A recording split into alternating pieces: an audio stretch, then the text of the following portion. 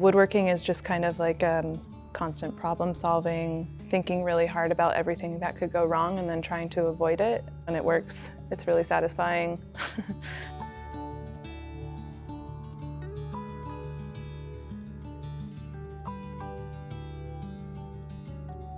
So for the last 5 years, I've exclusively been building commissioned work. Right now I'm working on the doors for this cabinet that I'm working on. They're sliding doors in a track, veneered construction. So right now I'm working on flushing the baked-in edge banding. I'm really excited about this piece because it's my first spec piece in a long time, and I very rarely get to make an idea twice. So this was based off a hutch that I made for a client earlier in the year where I really hammered out this detail and realized how much I like it.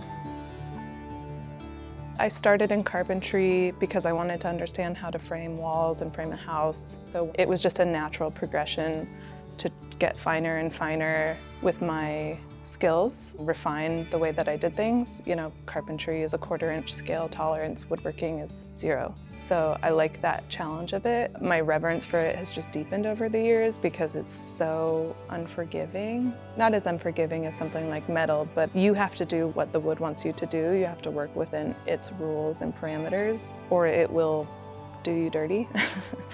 I think most woodworkers are masochists to some degree. So I think I've learned that about myself.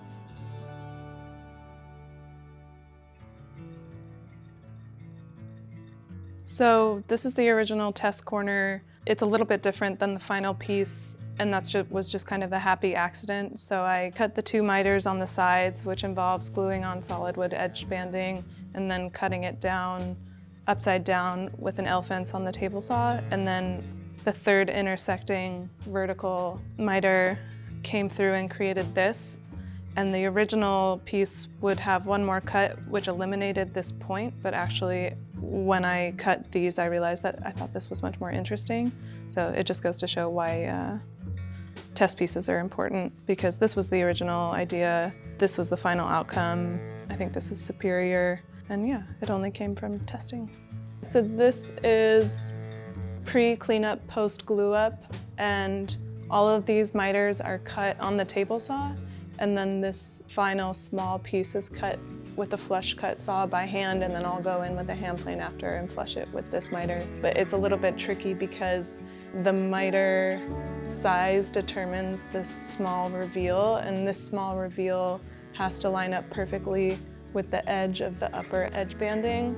So it's kind of all seamless, and it's a little bit confusing. I like about this piece that it's a little bit confusing what you're looking at. You can't really tell like which end grain it is or where it's coming from, but it's actually, so this piece extends all the way, this piece dies into it, all of the miters line up to create an apex. The best way I could describe my work is kind of quietly complex. I like to make things that I've never seen before, and I like to make things that I don't understand how to build before I build them.